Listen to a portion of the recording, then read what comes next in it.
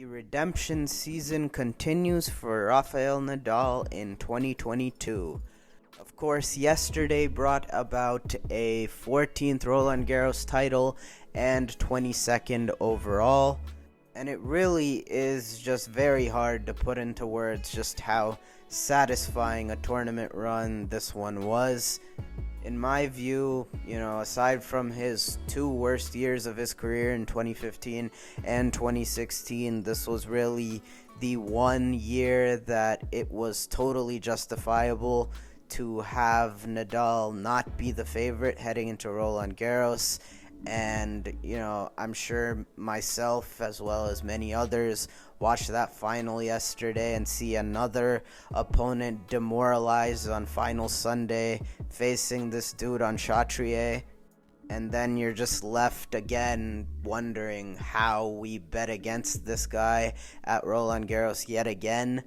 But make no mistake about it, this one, in spite of its anticlimactic final yesterday, it should go down as one of the most memorable and meaningful title runs of Rafael Nadal's career.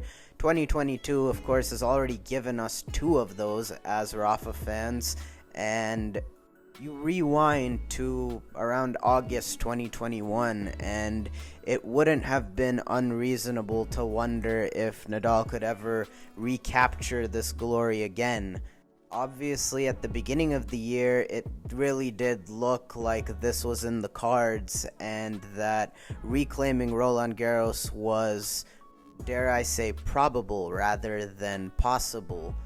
Rafa started the year so brilliantly on the hard courts, it seemed like that would translate effortlessly to clay, and then of course ran into the setbacks of the multiple injuries to the rib and then the foot injury re-flaring up. So obviously it goes without saying that he took the scenic route. It started to look a whole lot more bleak. And not only the scenic route in the build-up, but throughout this tournament, he really was dealt such a difficult draw, and it really should not be retconned in a way because of how one-sided the final was, because make no mistake about it, from about the fourth round on, at least all the way up until the final, he really was tested the way that few have been to claim a major and really save a couple of letdown sets against FAA in the fourth round and most of the semifinal against Zverev, but I give him a pass for that due to the hellish conditions. With those exceptions aside, Rafa really was brilliant as far as his form went.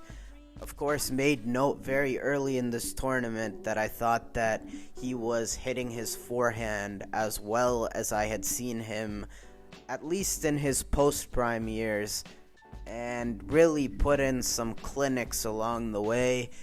Played an excellent set against FAA, carried that into most of the Djokovic match. It really was just vintage stuff. And then the final against Casper Ruud, it was really about what I expected going in. I honestly made that video previewing the final at like 3 a.m. because I kind of just wanted to put it out there that, with all due respect to Casper Ruud, I really didn't see what some people were seeing as far as how Ruud could trouble Rafa in this final. I thought that a couple of people were giving him far too much credit as far as even giving him a set in this final. And pretty much from the get-go, Ruud was greatly overmatched. In fact, for the first half of this, Rafa really wasn't even playing all that well. I found myself thinking through much of the opening portion of that match that if he was just a little bit sharper, this match could be even more lopsided than it was. And then Rafa really just pushed his foot on the gas in the second half of this match, pretty much after going down a break in the second. Obviously, it shows he didn't lose a game the rest of the match, won the last 11 games of this match, and finished it really just running downhill. And we've seen it time after time for almost the last 2 decades of this guy just locking in on final Sunday and rendering his opponent just helpless. And seeing him lift this trophy for a 14th time is really just inspirational, surreal stuff, really, given the lead up to this particular French Open. And the signature Rafael Nadal fight always underlined it. In fact, he believed more than most of us did, even when he was at his lowest. That Shapovalov match, he was obviously not very happy about the circumstances, but he accepted them. And even back then, he said that he always still had Roland Garros in mind, and regardless of the circumstances going in, he was going to accept them and continue dreaming. And ultimately, yesterday on final Sunday, yet again, that dream was completed as the Coupe de Musketeers returned to an owner that has been all too familiar with it. And I don't know, what can you say at this point? It's just been an absolute magic carpet ride this year, well beyond anything that I could have ever imagined.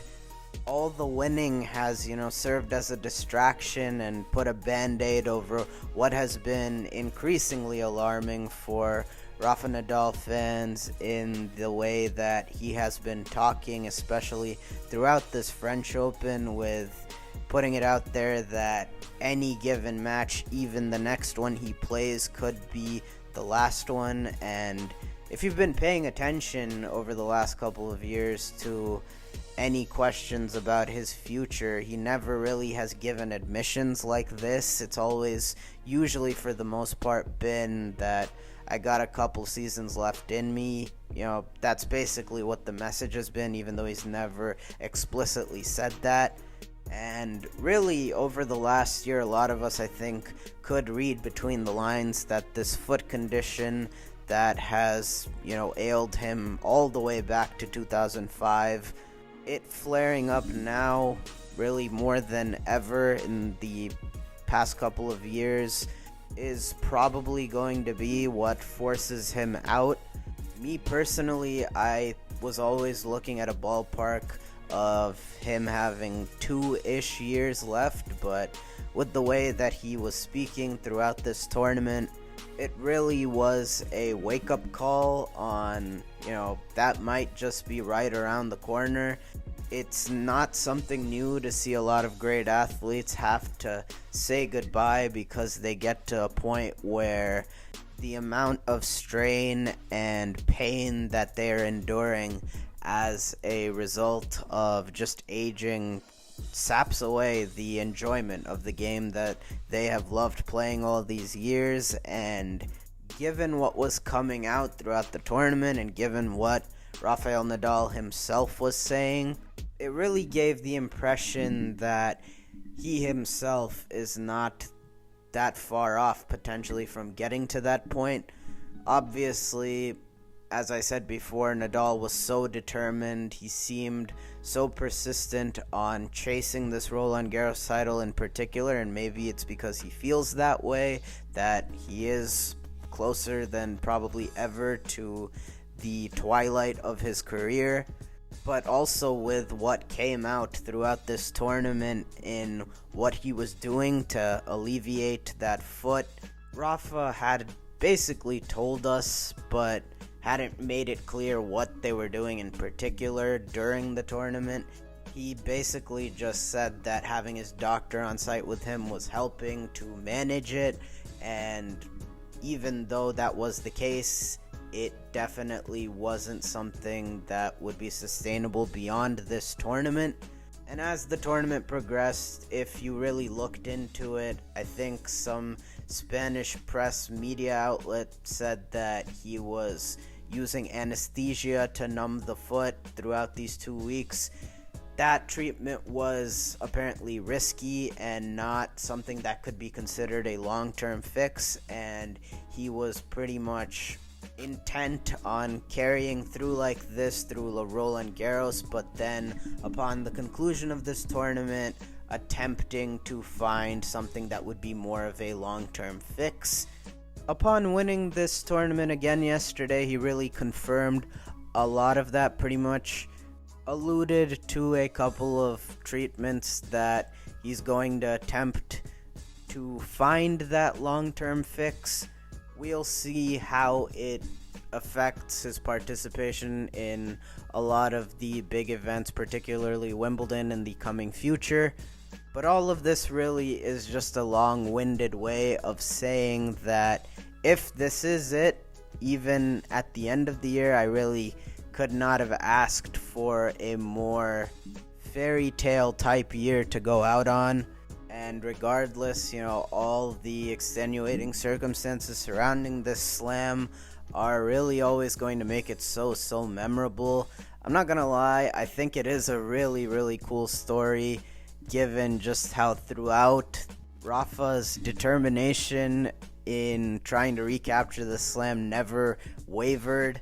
So much so that he really was pretty much willing to fall on his sword in a tennis career sense, because anesthesia, from what we've heard, is a risky way about going about managing this foot pain, but clearly he wanted this trophy back really bad, and that's not surprising. He's never minced words about how this is by far the most important place of his career, and yeah, it's just a really sweet feeling to have it back.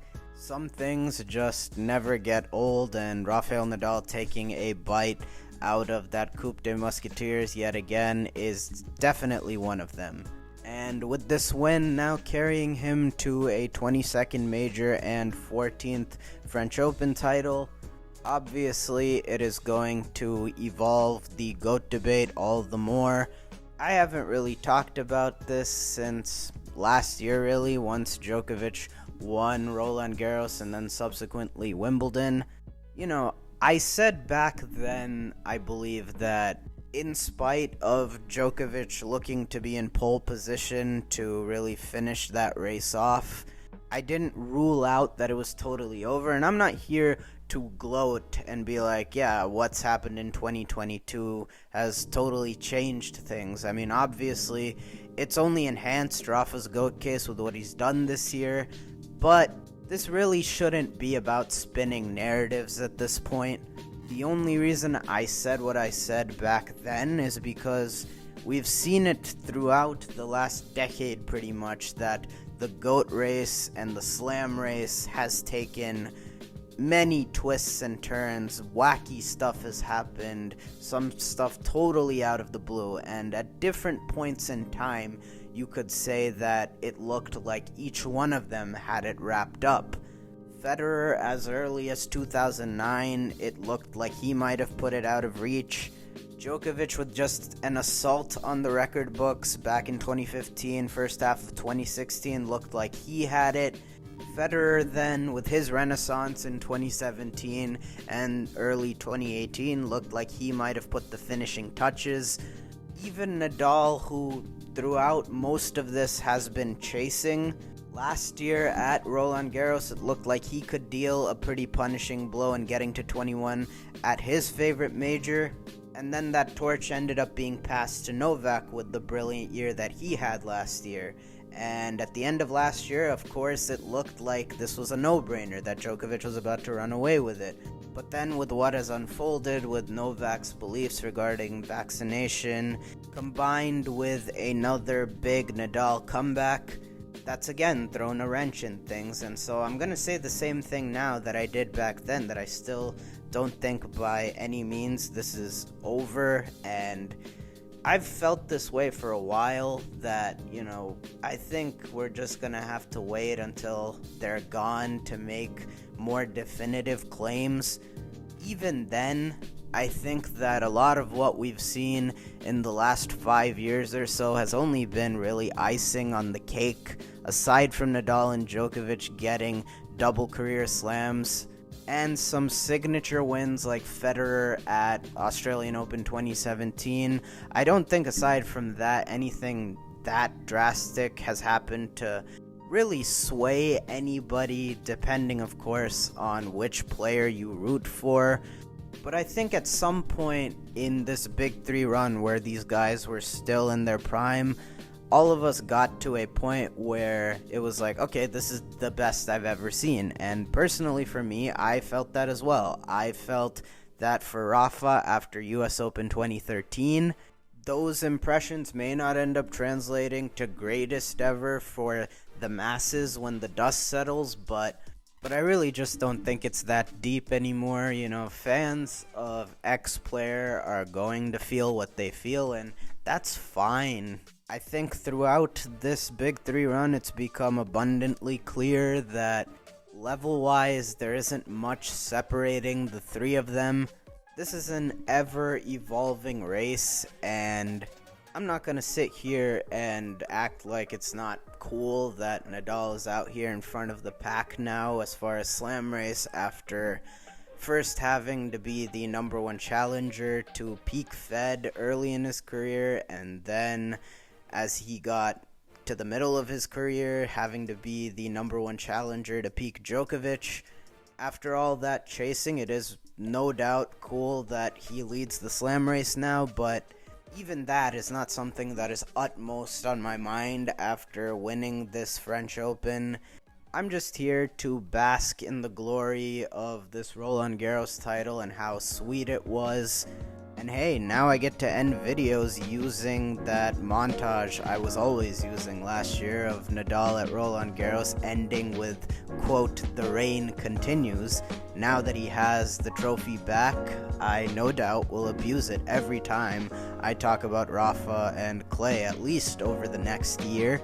And that is how I will send you off. If you made it this far, of course, thank you for watching. I hope that you enjoyed. If you did, it would be much appreciated if you could hit the like button, help this video perform better in YouTube's algorithm, and subscribe to the channel if you're not already.